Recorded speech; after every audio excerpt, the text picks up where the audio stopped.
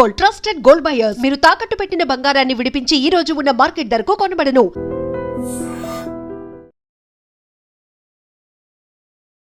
నమస్తే, నా పేరు doctor N Subrahmanyam, Ayurveda specialist, Amrutham Ayurvedic hospital, Hyderabad. వర్ష ఋతువు వచ్చేసింది, వర్షాలు పడుతున్నాయి. దీనివల్ల చాలామందికి దగ్గు, జలుబు, జ్వరాలు వచ్చే అవకాశాలు ఉన్నాయి.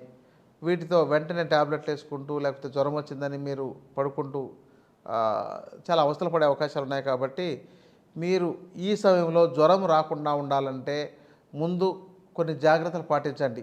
కాచి చల్లార్చిన నీటిని మాత్రమే తాగడం అనేది ఒక అలవాటుగా చేసుకోండి.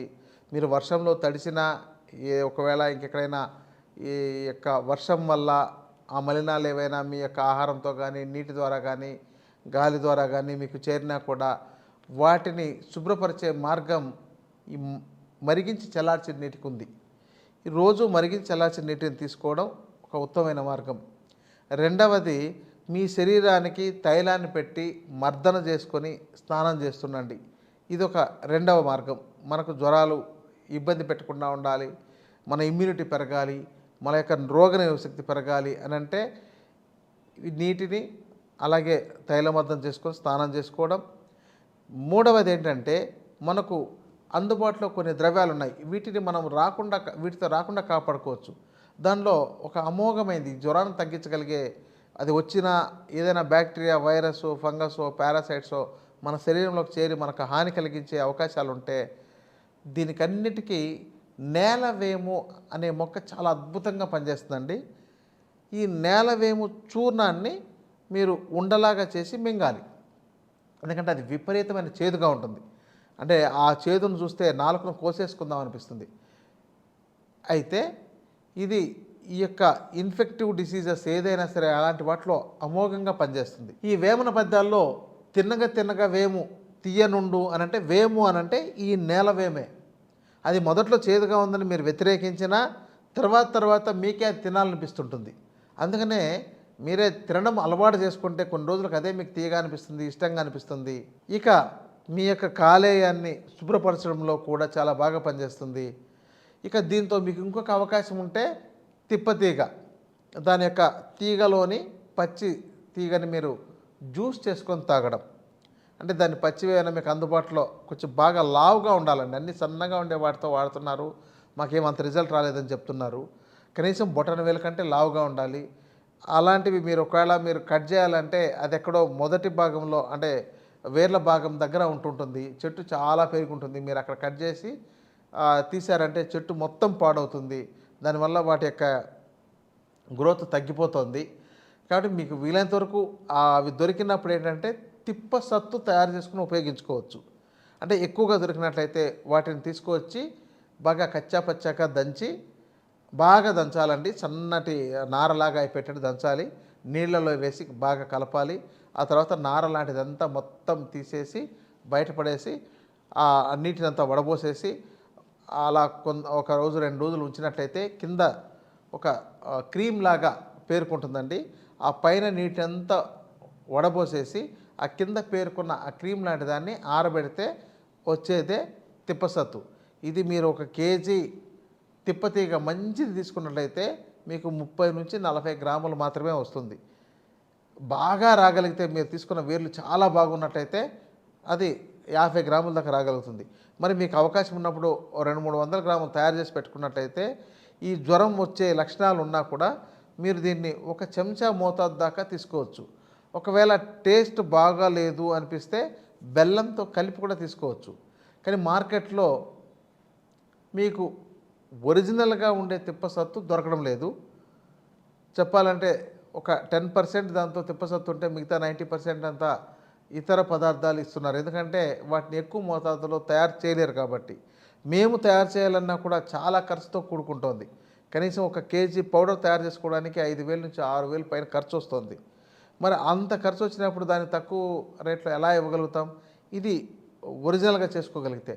అందుకని మీకు ఇలాంటి డబ్బులు ఖర్చు పెట్టి కొనుక్కోవాలంటే కష్టంగా ఉన్నప్పుడు మీరు గ్రామీణ ప్రాంతాల్లో ఈ వర్ష ఋతువులో ఈ చెట్లు బాగా పెరిగేదానికి అవకాశాలు ఉన్నాయి. ఎక్కడైనా బీడు భూముల్లో దొరికినట్లయితే మీరు సేకరించుకొని మీరే తయారు చేసుకోవచ్చు. లేదంటే ఎక్కడైనా ఒరిజినల్గా బాగా తయారు చేసింది దొరికినట్లయితే తీసుకొని ఉపయోగించుకోండి. ఇదొక మార్గం. తర్వాత అతి బలాన్ని మనకు చెట్టు దొరుకుతుందండి. అది మనకు అందుబాటులో బాగా ఉన్న మొక్కే. బట్ అది తవ్వి వేర్లు తీయాలి. ఈ అతి బల వేర్ల యొక్క నుంచి కూడా మనం ఇలా ఎక్స్ట్రాక్ట్ తీసుకోవచ్చు.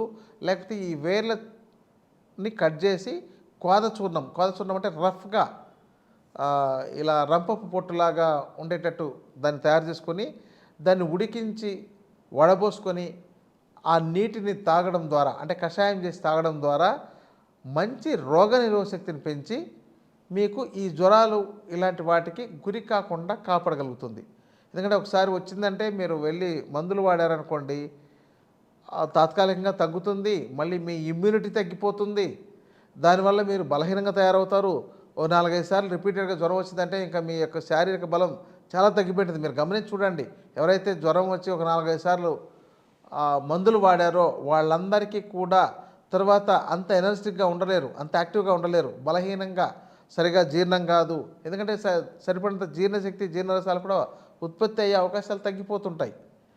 రెండవది, సరిగా విరేచనం కాదు, కొంచెం తినగానే కడుపు నిండిపోతుంటుంది, ఎక్కువ ఆహారం తీసుకోలేరు, దానివల్ల బలహీనత వస్తుంటుంది. అందుకని మీరు ఒక 4-5 సార్లు జ్వరానికి మందులు వాడిన వాళ్ళని గమనిస్తే మీకు అర్థమవుతుంది. అప్పుడు వాళ్ళు చెప్తారు, ఇలా అయిన తర్వాత నేను బలహీనపడిపోయాను అని. అదే ఇలాంటివి నేను చెప్పిన వాటి నేలవేము కానీ తిప్పతీగ కానీ మీరు తీసుకుంటూ, ఇప్పుడు తిప్పతీగ రోగనిరోధక శక్తిని పెంచుతుంది, జ్వరాన్ని తగ్గిస్తుంది. నేలవేము అచ్చంగా మీకు జ్వరాన్ని తగ్గిస్తుంది. ఇక రోగనిరోధక శక్తిని పెంచడానికి అతిబల అద్భుతంగా పనిచేస్తుంది. మరి ఈ యొక్క 3 ద్రవ్యాలను మీరు సేకరించుకోవచ్చు, మార్కెట్లో కొనుక్కోవచ్చు, తీసుకొని మీరు వాడుకోవడం ద్వారా అసలు ఈ జ్వరానికే గురి కాకుండా కాపాడుకోవచ్చు. ఇంతటి మంచి మంచి ద్రవ్యాలు మనకు అందుబాటులో ఉండగా వాటిని ఉపయోగించుకోకుండా మీరు ఎప్పుడో ఆధునికంగా చాలా అందుబాటులో ఉన్నాయి. ఇవన్నీ కూడా మన యొక్క జీవన ప్రమాణాన్ని తగ్గించేస్తున్నాయి, రోగకారకంగా తయారు చేస్తున్నాయి.